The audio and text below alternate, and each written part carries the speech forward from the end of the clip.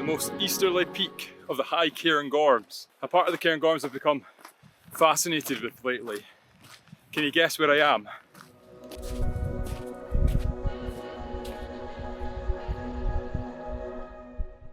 The peak of this familiar mountain has a scattering of granite tors at the top, which can be seen from miles away. It's one of the reasons it makes this place so recognisable. And funnily enough, it's one of those impressive rock formations that forms the summit of this Munro.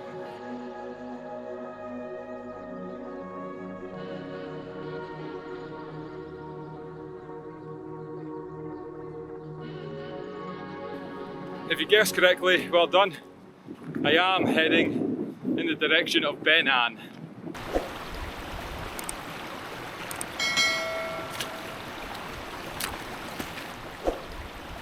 As far as summiting goes, those who value peak bagging might say it's not the most exciting mountain, and that's fair. For those like me who just like wandering about, it's a different proposition entirely. A matter of perspective is all. To me, Beinn is a force of nature, and as I strive to enhance my connection to the Cairngorms, like many mountains here, I find it both powerful and extraordinary. But perhaps Beinn is not the hero of this story. After all, the summit forms such a small part of the mountain. Rather, the heather-strewn slopes of Beinn is where my attention's been drawn. That's where the life and the soul of this place really is.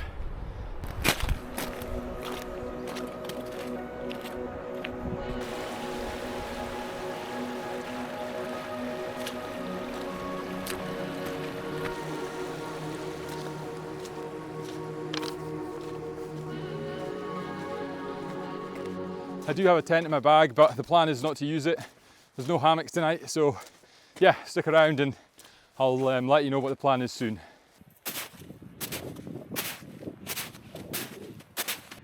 I talked about building a connection to this place, and that extends to its rivers, its forests, its glens, its wildlife. This place is alive with life.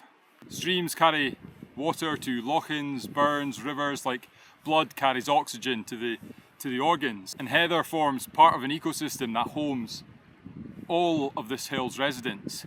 Grouse or deer, insects, birds.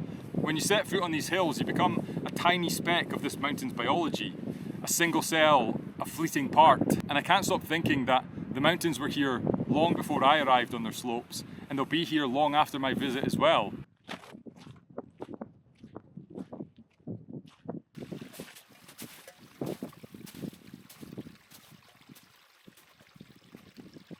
Similarly, there will have been many people who have traversed Beinn before me.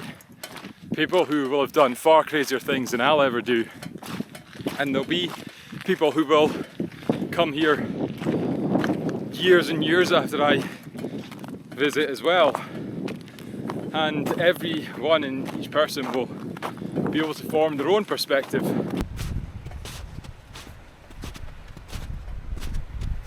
Its remote nature and beauty drew me to this area, but its history on this occasion is what really caught my attention. After a long trek in from Invercold Bridge, I reached what I think might be the Fairy Glen, a lovely plateau that would be great for camping, if I went down that route. That's not the plan though, and you'll be wondering what is. So, let me tell you a tale. One that has been passed down through the walking community for decades. Passed on to me by word of mouth by a friend, who heard the news the same way from their friend, and their friend before them. Some of you will know where I'm going with this, but this is the tale of the secret Howff. The secret Howff is a bothy, and since I found out about it, it's almost like I'm going to the cinema. I have to avoid the internet and all of its spoilers, otherwise I'll ruin the mystery, like knowing the ending of the film before I've even seen it. Yes, it is one of the worst kept secrets in the hillwalking community, and yes, loads of people will have been here before me, but I just love the romance of it. So yeah, the plan is to go and find it. It's 2 o'clock now, so I've got 2 hours left, and I've got no idea where it is, so if I can't find it, although I believe it's not that hard, then I'll come back and pitch a tent here. I best get going.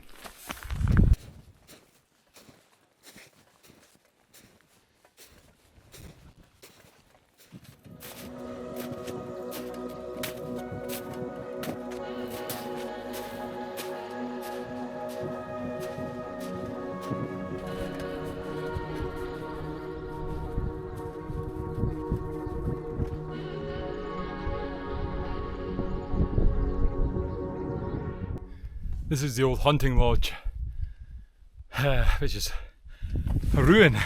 Walking up that glen in that snow with this bag, whew, that was tiring. And no sign of the secret Howff yet. I was using this as a kind of marker. If I get here, maybe I'm either past it or near it, I'm not sure. I might leave my bag here and try and get a vantage point. That's a risk of not looking up the route and trying to keep it a surprise. I really am earning everything, every part of this, finding it off my own back. It's real, or is it? Maybe it's not. All I know is I don't have much time, so I better find it soon or regretfully head back down the fairy glen.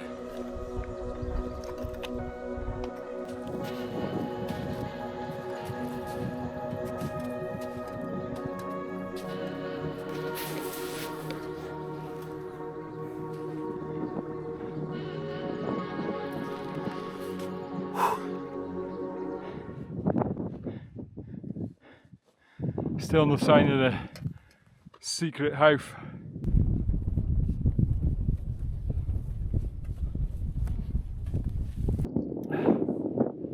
Can't find it. It's just after 3. Oh my god. I've been doing absolutely laps of this area.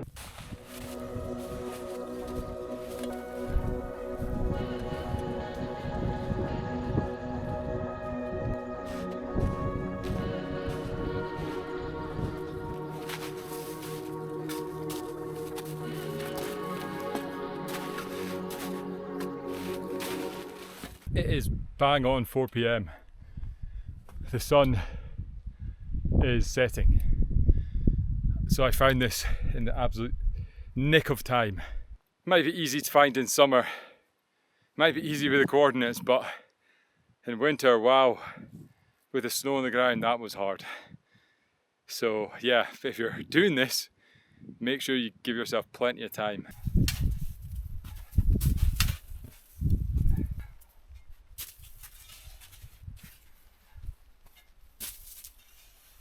The secret Howff.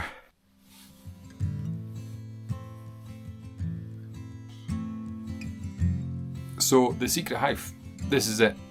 Much of what I read about the bothy online came from one particular article, so shout out to James Carron. The history of this and its attachment to these mountains is really what got me excited. I love Aberdeen, that's no secret. And I love reading about people who grew up in Aberdeen who have gone on to do cool and crazy things. And it sort of inspires me to think maybe I could do something like that as well. Any of us, if we just take the chance and leave our comfort zone, maybe we could do something. Anyway, back in the 50s and 60s, there was a group of friends who used to always come out into the Cairngorms. In summertime, they would visit this area, like many folks back then. And what they would do is they would hop on the now extinct train or bus, come out to Invercold Bridge, just like I've done, and then they would head out into the hills. The fairy glen, which was that plateau that I saw earlier, is where Ashie, Brebner and his friends used to camp in summer when it was a bit nicer. But winter is where things get interesting. And I can't imagine it having been out on those slopes myself, but the 4 friends used to come up to Beinn and Beinn to go skiing. Mental. But that meant bringing all their camping gear and their skiing gear up this hill.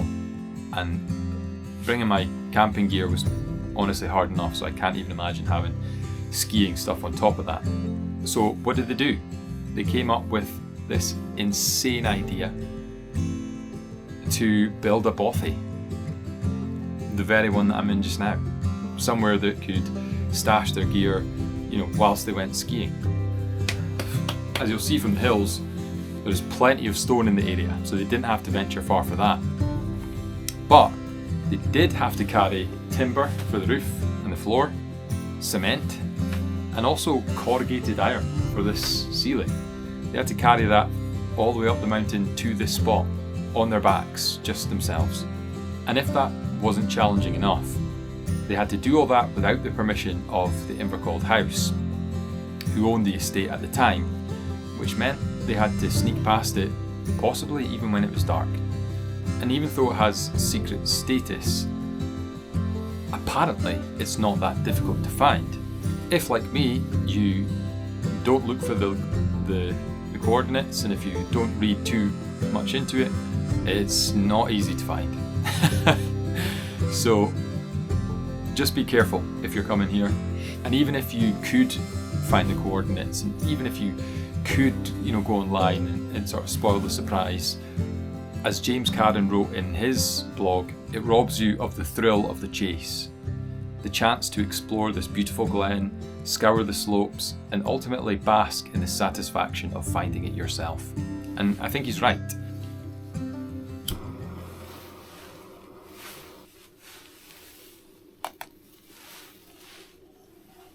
Yeah, so it's all right in here. It's roomy. It's obviously a bit cold, but I think once I'm inside the sleeping bag, I should be okay.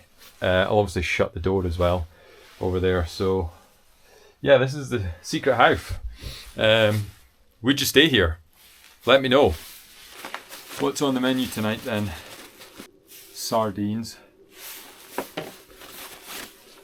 chocolate, porcini mushroom risotto. It's got to be level 5. Fuck.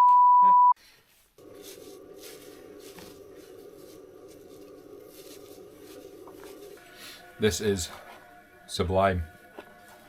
It's the first thing I've had since breakfast, because I didn't want to stop, just in case I didn't find the bothy. Scouring those hills. 21st of July, 2022. Hello, Mike Faye Dundee. Walked in from Linnaquake, doing a circular walk back. Fine wee place. Yeah, there's loads of entries. Some of them are a bit washed out. Now that I'm in the sleeping bag, I'm actually really warm, so I think this will be fine, and this sleeping bag is rated to go even colder, so shouldn't have any issues tonight.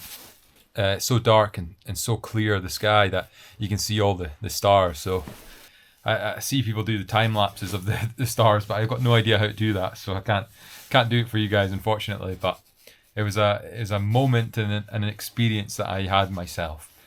So yeah, I'm going to get some sleep shortly, and I'll catch you guys in the morning.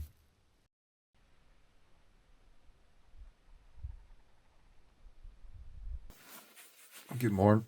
It's -7 degrees. Apparently it feels like -13. You can just see the vapour. Just coming on to 7:30 in the morning. And yeah, I had a brilliant sleep. It was really warm. The sleeping bag, very cozy. Yesterday was a good day. It felt like a quick day. Hunting for this place.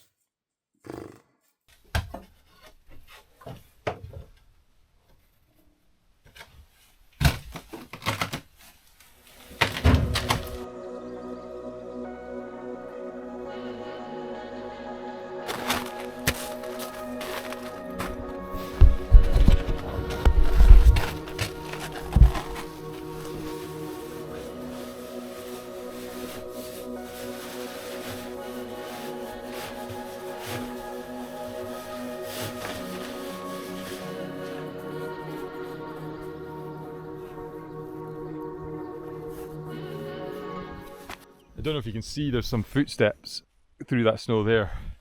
That's the way I came, which is completely the wrong way. There's a wee valley down there. It's quite the long way down. In my feeble attempts to find this place, basically I went all the way up this valley, which was tricky enough, and I was sitting just probably on this bit here, and I thought, I've got no idea if it's here, I've got no idea where I'm going. So I flew the drone up in the air just to see. I was desperate and I needed some assistance, so I flew up the valley, there was nothing.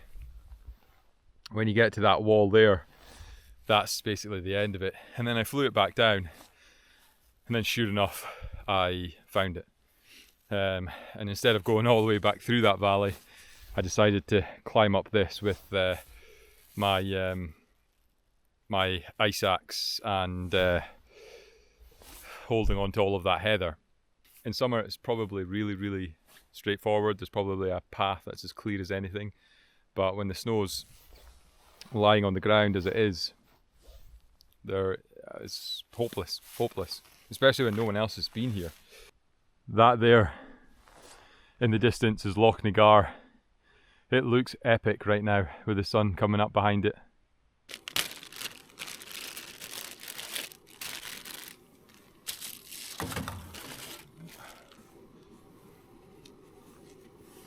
I'm a little bit dehydrated because I filled this up yesterday from a stream further down, and the higher I got up I thought, oh, there'll be more streams, it's winter, the rivers will be, you know, going crazy.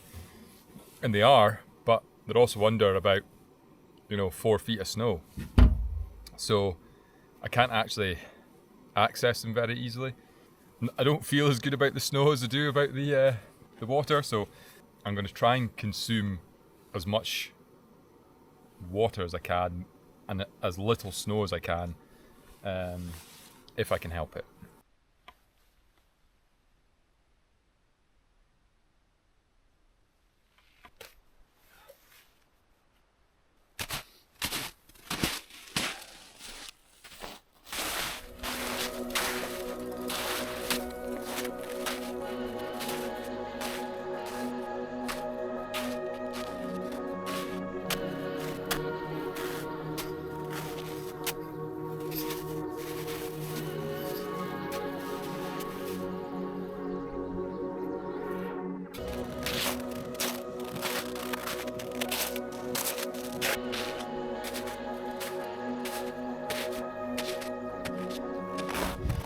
This is no joke.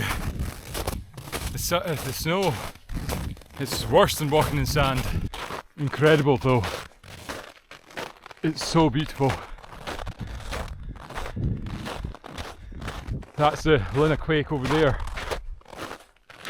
This hill in front is Beinn. And then if I keep heading that way, Beinn is somewhere over there. We got the 11th highest mountain in the UK, and then I think Beinn is the 17th highest. I don't know if I'll do Beinn. I kind of like to, but I'm conscious that it'll be icier and probably even more snow the higher I get up. I've had a nice enough time as is, but we'll see. I'm going to head a little bit further into this plateau and then I'll take it from there. Deer stalking, all the tracks of the animals that sort of come through here, just all over this path.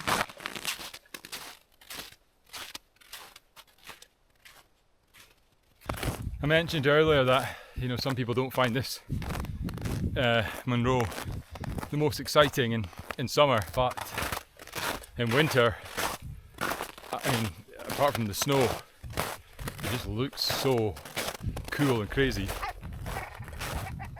Ooh, a bird. That's why the weather's so important in winter. Yesterday and today are pretty clear, so this would be the ideal day to do it. But you've got to be aware that, you know, Cairngorms, the weather can still change in an instant, and if the wind picks up or if the clag comes down and you're out in this kind of landscape, then you can easily lose the path. And if you're not careful, end up just wandering further and further away from where you're supposed to be. I've got my route and I've got a map on my watch which gives me a signal every time I sort of stray too far off it, so even if the weather does get bad, I've got that extra layer of sort of safety, which is why I feel okay about going further. I just don't know if I've got the energy, to be honest. I'm feeling a bit knackered. It's getting back. I don't mind camping again, but I really need to be close to Brebner tomorrow morning so I can get home early because I'm going out for lunch. And I don't want to miss that or be late for it, or I'll make a few people angry. There's ice crystals in the water.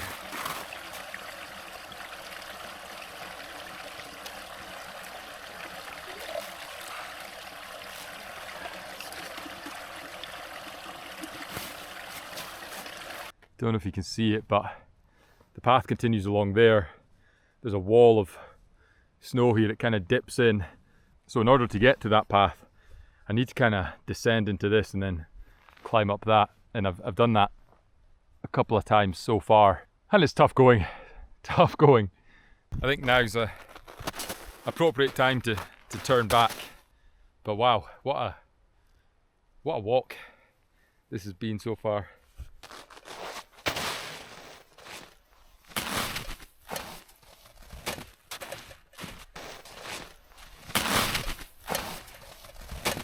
Oh well, we've got a very long walk back ahead of us.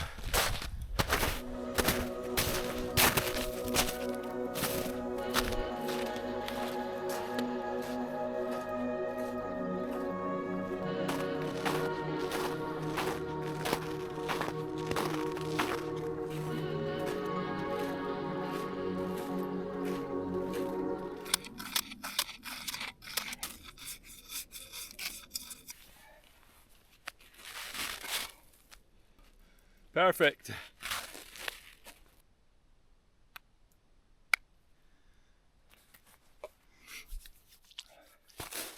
Now that's how you build a connection to the Cairngorms. Oh dear.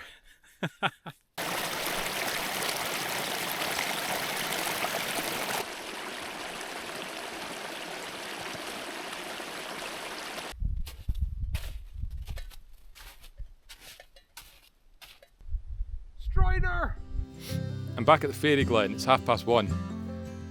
It's a beautiful place here. The whole sort of ascent up to the top of that hill is really cool. But yeah, I'm glad I came back and didn't go to the top. If I did, I would have had to be prepared to stay. Not necessarily on the summit, but further down the hill. And I wasn't, because it would have taken too long to get back to the main road. And like I say, I got plans tomorrow, so I need to get back. But if you have more time, it really is an expedition, Beinn in the winter. I mean, if you're doing this in a day, fair play. In winter, with all of the snow, limited daylight, I think in summer it's like a 10-hour out and back. So in winter, well, I mean, there's no chance of me doing it, that's for sure. Stopping for lunch. I'm absolutely starving. How about, oh shit. Cowboy barbecue beans.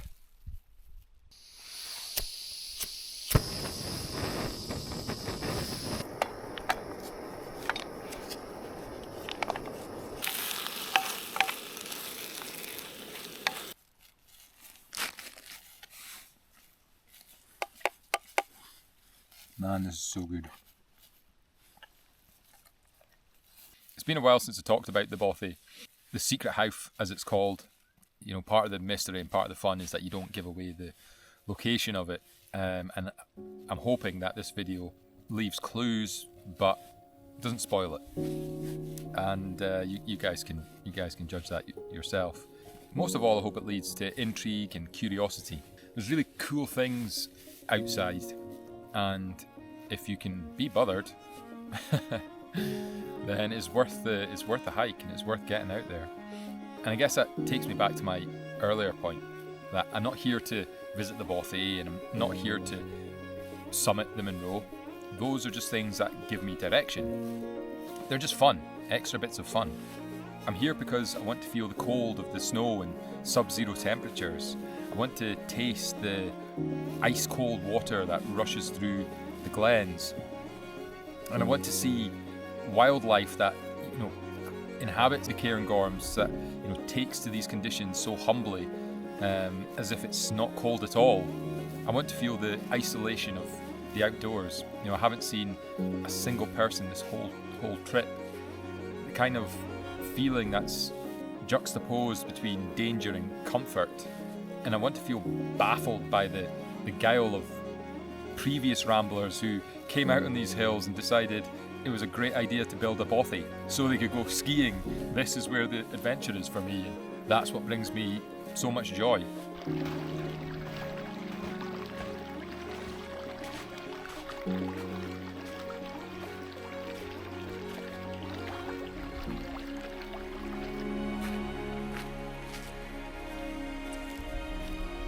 Perched atop a bluff of rock, Thanks, James Carron. sits the secret bothy, awaiting its next visitor. But the secret bothy is not the hero of this story either. Maybe it's these hills. Maybe it's the stream that's running by me there. Maybe it's everything. It's all of it. Maybe it's Beinn after all. I'm not sure. You can choose.